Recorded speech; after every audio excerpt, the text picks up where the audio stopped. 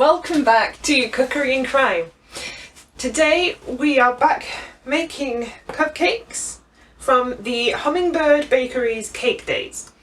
Today we are making caramel cupcakes, and I'm really excited about these because one, caramel is a great flavour, two, it seems like a nice, easy, straightforward recipe.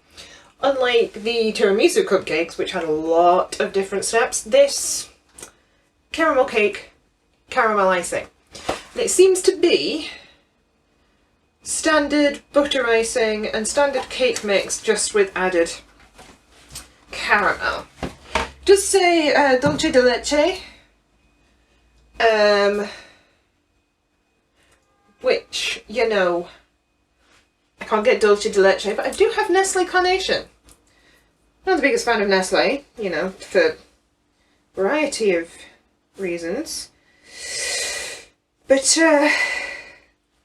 they are the best for tinned caramel. It's the easiest one to get. So let's get down to it. Preheat the oven. It's 190 degrees Celsius, and we want to put the butter.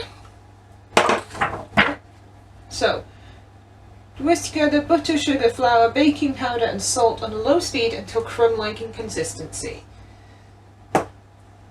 So that's 80 grams of butter, 280 grams of sugar, 240 grams of flour, and yes, I know, I should really be taking a break and not doing things with the wrist, but I had a whole week planned and I don't want to fall behind, and I'm already delayed because I didn't do anything last month because money and time and just got away from me, you know. I was going to, but then it was my birthday, and then everything started opening up, and of course everyone wanted to meet up and hang out, and I just, next thing I knew, it was, April was gone and it was May. So we're back at it today. Good teaspoon of salt.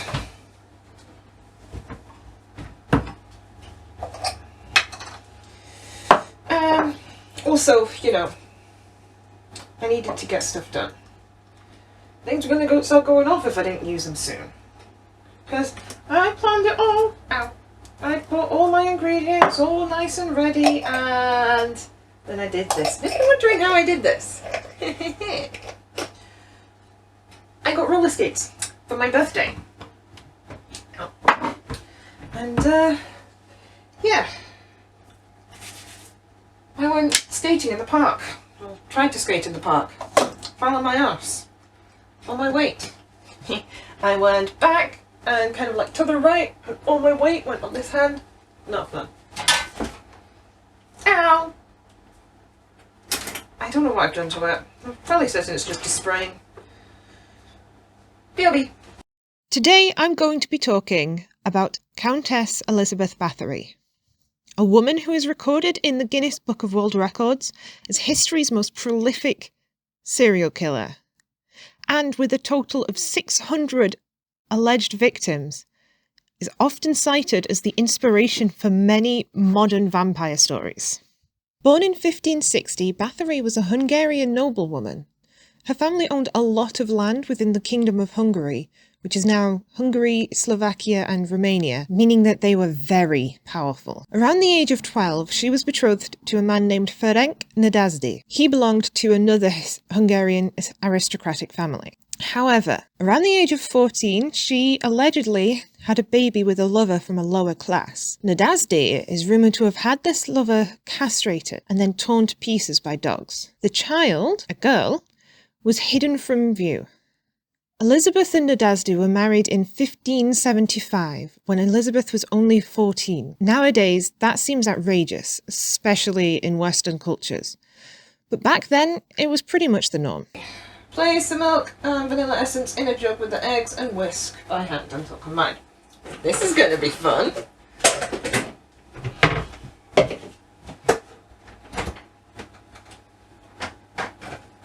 Why is it going to be fun?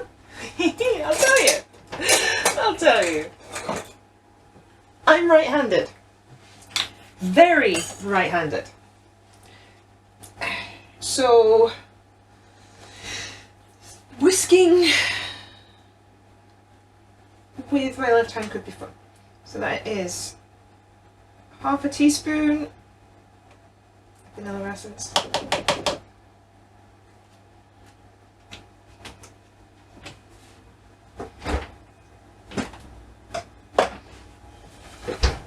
$240 mils, well, you know, a cup. 1 cup of milk, of mojos.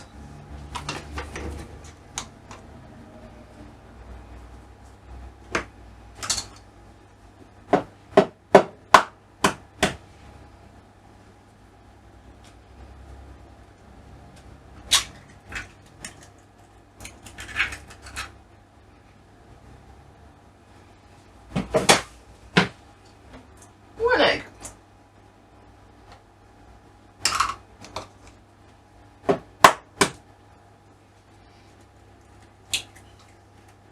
Two eggs.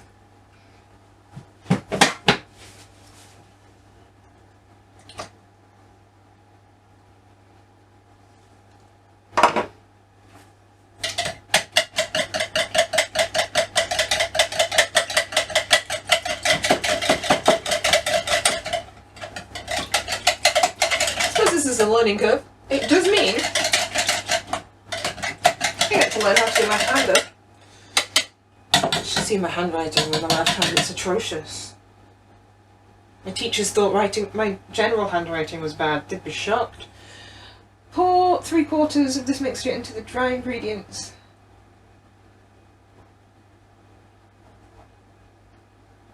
Wait a second, where am I adding in the caramel? Oh, later on. Okay.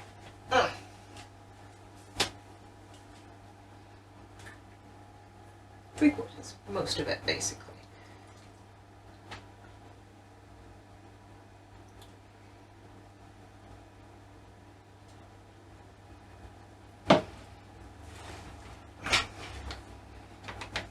Now, Elizabeth socially outranked her husband, so she kept her surname, and he added hers to his.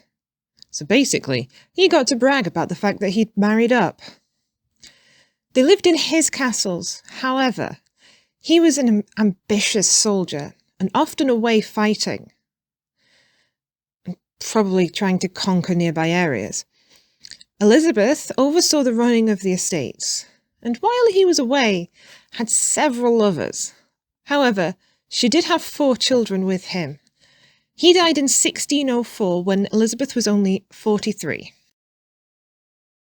Some reports state that the torture chamber was built at her request and to her specifications by her husband. Some say he even participated in her cruelties, and some believe that he may have had a restraining influence on her, as the reports got worse after he died. Now, on to the gory part. Rumours started to spread after her husband's death, and a Lutheran minister made complaints against her. How much do I need? 150 grams of the cake. Oh, look at that. That's one of the good things about this recipe as well. Don't do this at home. Hungarian authorities took a while to respond to these complaints. Many believe it was because most of her victims were peasant girls. They only really got involved when reports of her kidnapping and murdering the children of nobles and lesser gentry began to be filed. Finally, in 1610, the king ordered an investigation, and 2 notaries began collecting evidence in March 1610. By October 1610, they had collected 52 witness statements. By 1611, That number had risen to over 300. These testimonies claim that Bathory's first victims were girls aged 10 to 14. Mostly servants, peasant girls who had come to the castle looking for work. Later, most likely bolstered by the lack of notice and attention from the authorities, it's claimed that she began killing the daughters of lesser gentry. These girls were sent to her by their parents to learn courtly etiquette. There are some reports of abductions occurring as well. These would most likely have been peasant girls taken from local villages.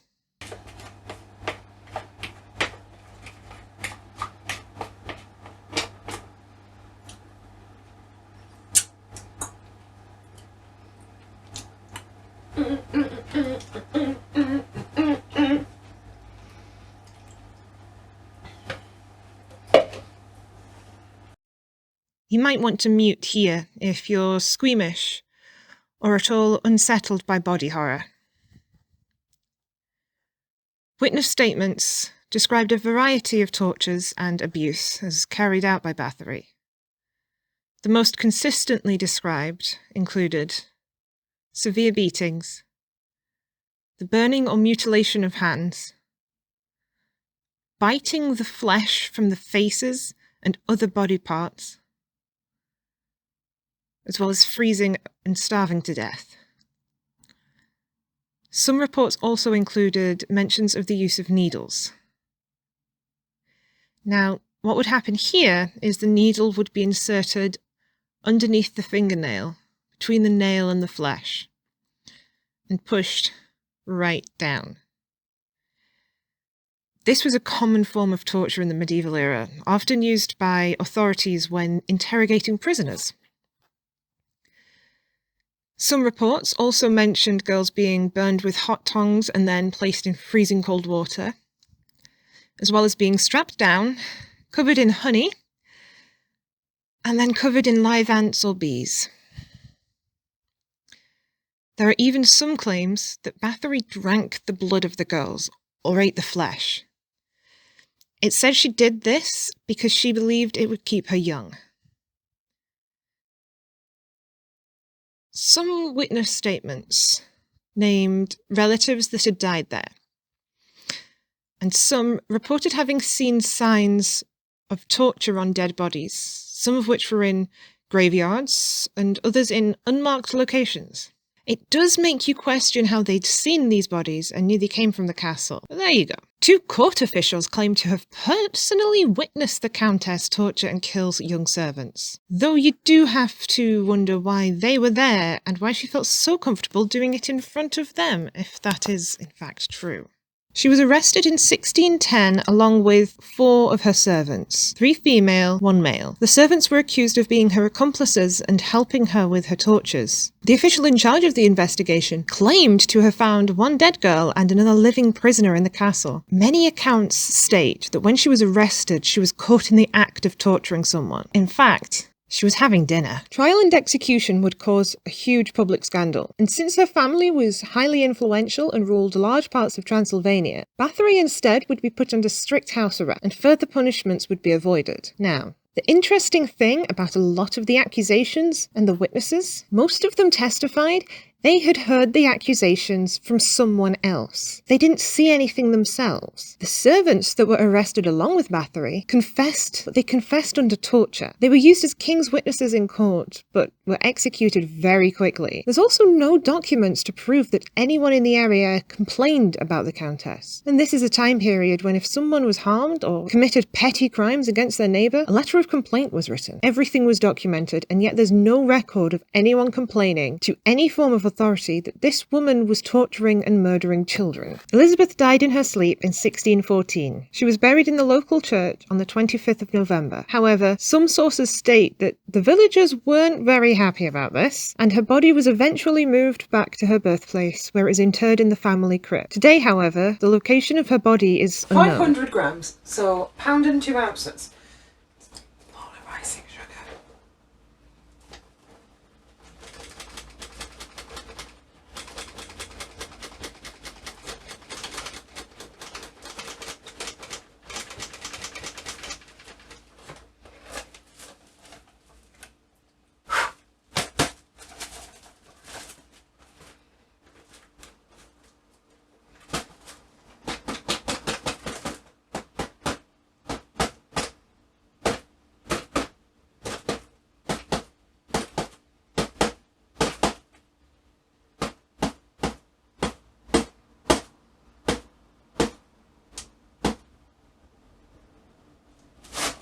There we go.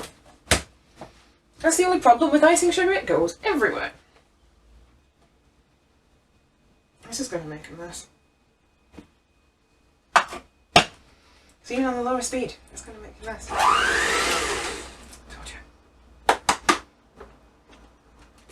In recent studies, the accuracy and legitimacy of the allegations made against her have been called into question. As previously stated, the witnesses claim to have been told about the atrocities, not witnessed them themselves, and many accounts seem to have been exaggerated. There are many reasons why this might have been. Mainly, Elizabeth Bathory owned a lot of land, which meant that she had a lot of power in a time when women didn't generally have power. So this could have been a political smear campaign, a way to discredit her, demonize her, and get her taken out without having to kill her. King Matthias, who ordered the investigation into her, apparently owed a large debt to Bathory. This was cancelled by her family in exchange for allowing them to manage her captivity. This suggests the acts she's accused of were politically motivated slander, potentially by her own family, for them to gain control over her lands and property. Too much time and popular culture has passed between then and now for us to ever truly know what her story is. However, Countess Elizabeth Bathory is a woman who will be remembered, whether as a powerful leader or as a brutal, sadistic killer. She has been immortalised in films and books and has birthed some of the most well-known aspects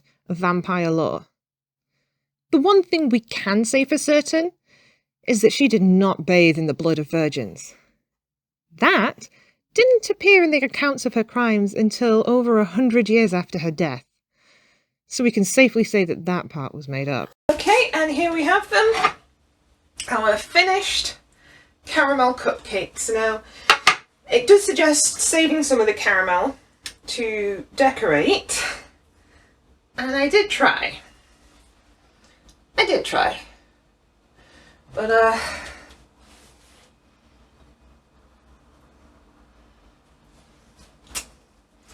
let's have icing sugar all over my splint. Honestly.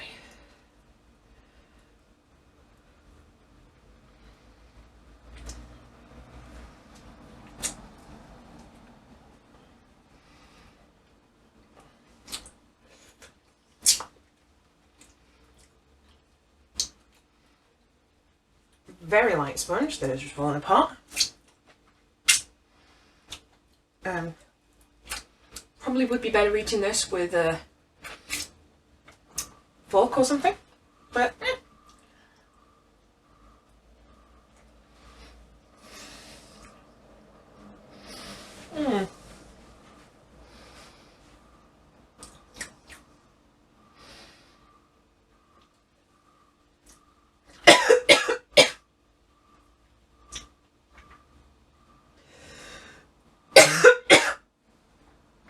okay. Okay, crumbs just went down the wrong way. Oh! However, let me say, I was worried that this would be overly sweet with the caramel, but it's just, you know, it's just enough of the flavour that it's not overpowering. It's good.